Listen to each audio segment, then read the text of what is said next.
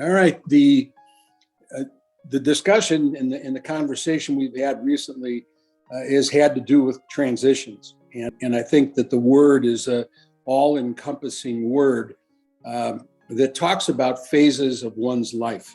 Now, you can apply transition to a whole series of things.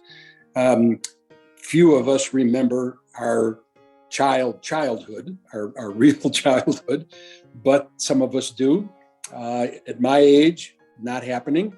But then, you're kind of in the protection phase of your life. You're in your home, your own house, your own apartment, and your parents are your contact with most of the world, and you're in this phase where you're, learning, picking up, things, etc. And it's the first stage of your life, and then from this first stage, you begin school, and then, of course, it opens doors to a number of things. Not only do your parents continue to have incredible influence, but now all of a sudden your peers and classmates have some influence as well. You're probably hearing some words you hadn't heard before.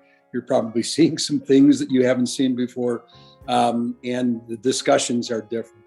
And then we transition from grade school, and we think that when we're in first and second grade, we're never going to look like those middle school kids. I mean, they're so big and they're so old and so forth. And then all of a sudden you become one of those.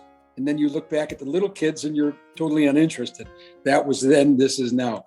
So then when you're in middle school or pre or whatever they call it these days, junior high, you're looking at the high school students and saying, wow, that's tough. And boy, I either can't wait to get there, or I can't wait till I turn 13 or I turn 16.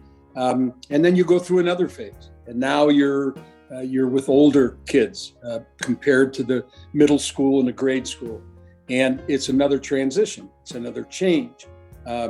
Maybe the students stay the same because they came with you from middle school, but maybe they're from more middle schools. And now you have this whole new collection of people, new words, new views, new ideas. And then you begin to think, maybe not as a freshman, but possibly as a freshman, sophomore, junior, what's next? Am I going to go to college? Am I going to go to work?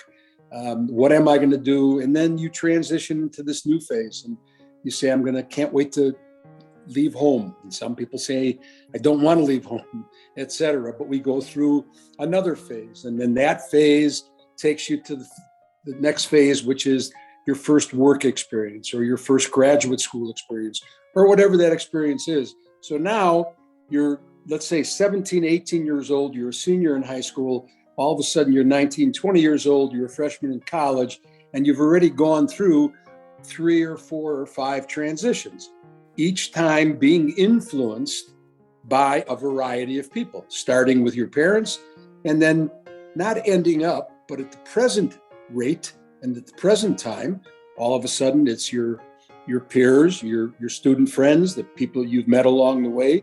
You might have worked in the summer, and possibly your employer had something to do with a phase of your transition. And then we go into college, and then we start thinking about life after college and adulthood, and what does that mean? I can't wait to get married. I'm never going to get married. I can't wait to start work. God, I don't want to start work. It's all of those things that occur, and they all kind of come together over a period of time. And what you have is you adapt. You adapt to those transitions. You adapt. Some people obviously can't adapt, and they have problems. But most people adapt, and they adapt to the environment, and they adapt to the circumstance. And then all of a sudden, you're out into the working phase of your life. And statistically, I read in several places that we generally go through 5 different jobs or 5 different places in our life, which each requires a transition. So what are we doing? What we're doing is, in essence, something like this. It's not exact science, but completely dependent on the environment I'm in, less dependent on the environment, independent of the original environment, and then independent of school and schedules, et cetera, and now I'm in the workforce. And then in the workforce, a whole new set of circumstances, a whole new set of pressures. Making money, not making money, good job, not a good job. Did I make a good decision? Did I make a bad decision? And all of these transitions, all of these changes, all of these phases of our life come with joy, sorrow, pain, happiness, etc. It's all part of the way things work and the way things are. And those that can adapt to those transitions do so seemingly seamlessly, and several of us don't adapt. Now you have new dependencies, your college teachers and maybe your coaches, and then all of a sudden in the working force, your bosses, the people you report to. And then if you get married or you have a significant other, then all of a sudden that person influences your life and you have some dependency. Well, what happens to you is we think that each transition is a life unto its own. But each transition is a piece of the previous life now interjected into this new circumstance, this new environment. And we think it stops. I thought it stopped. I don't know. I thought maybe at 40 or 45, I was going to be kind of the same person moving along into my 60s and 70s, although I couldn't imagine being 60 or 70 years old. Well, now that I'm 78 years old, I can tell you a couple of things. One is aging is not for the faint of heart. If you're faint of heart and you're aging, you got a real problem because it is tough. And the circumstances are tough. And in many ways, as silly as this may sound, in many ways, you're going back to the dependency you started on. Now, the dependency may be medication. It may be healthcare. It may be just getting around. It may be your ability, you had a hip replacement, a knee replacement. Whatever the case is, another transition. And that transition, if you were drawing a circle, is bringing you back to the beginning. And it's fascinating because as a 78-year-old male that's had a pretty good quality of life and a lot to be thankful for, transitions are still difficult. Getting up in the morning and looking in the mirror and saying, who is that person? Or trying to lift something you could lift 10 years ago. Now it's a monumental task. Each transition in our lives poses difficulties, it poses opportunities, it poses great circumstances, but each one requires a change of sorts.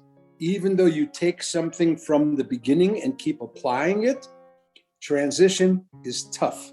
It's hard. Most of us do it seamlessly and we don't think about it a lot, but a lot of us think about it all the time.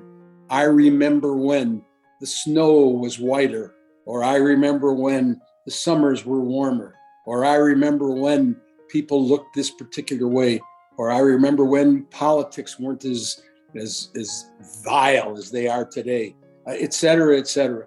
So the transitions as you get older are a bit more complicated. However, the truth of the matter is it's all the cycle of life. And one must make amends for maybe something they did previously, or they make amends because they're sorry they took a particular role in their lives, or whatever the case is. Some go through it, as I said, seamlessly, but each one of them is a segment of life lived fractionally differently. And as a result, when you have opportunity for change or opportunity to grow or opportunity to develop, we need to embrace it. These transitions are normal. They're part of what our life cycle is, but they also give us a chance to expand our horizons, to see different thoughts, to bring in different cultures, to expand our vision of the way the world works and the way the world works around us. I think transition is a wonderful, incredible part of life and something we should embrace. But I do think transition is difficult, and one needs to understand that along with transition comes challenges. But overcoming those challenges is one of the most wonderful parts of your life. One number of great opportunities, a number of visuals, a number of different people in your life. And when you look back, you're sorry that part of it is over. But the reality is, if you've lived a good life, then all those transitions, all those changes, all those lives you led they make for one beautiful person. And you have an opportunity to achieve all of those visions, all of those goals, all of those opportunities. I think transition not only is a part of life, but I think more importantly, it's something that should be embraced. Change is good, it's healthy, it's meaningful, impactful, and there wouldn't be the joy in our lives without some of the difficulties, some of the problems being solved, and the changes we go through. Transition, it's not like a fast break in basketball. It's a slow break in basketball, and it takes a long period of time. You're a passer, you're a dribbler, and maybe you're a scorer if the guy wants to pass to you again. The reason that I talk about transition, or the reason I think about it, is I'm currently in what one might call the catbird seat. I'm in the catbird seat because I have the luxury or the capacity or the luck or the good fortune to have the ability to look back. And I can look back and I can begin to think about all of those transitions. And I can see how they played into what I became and where this wonderful thing ends. Not too soon, but does come to a subtle closure. And I can appreciate the transitions and the changes much more today than I ever did while they were happening. I didn't realize all the things I had learned. I didn't realize the conversations, the sum total of conversations, the sum total of experiences. And we should, in each of these transitions, embrace them, really embrace them, because they begin to form the ultimate person you become. And that's a wonderful opportunity. So all I'm saying is that I can look back on all of this and remember it. I can remember my childhood. I can remember falling out of a window when I was a little kid, out of a second-story window. I can remember peeing in my pants. I can remember crapping in my pants. I can remember, being embarrassed. I can remember, things that happened to me that I thought I would never get past. It's just incredible. And then you get past them and then we say, well, that wasn't so bad. And sometimes it is and sometimes it isn't. So I think transitions are, I think they're healthy. I really do. I think they're healthy if you embrace them appropriately. You could never have dreamt that you were going to become what you became. It's sometimes beyond us to think, how did I end up here? How did this happen? What series of things occurred to get me to this place? I think it's fascinating. I really do. And again, I'm lucky and fortunate to have lived as long as I have, and to be able to put those changes, those stages, those transitions in some type of context.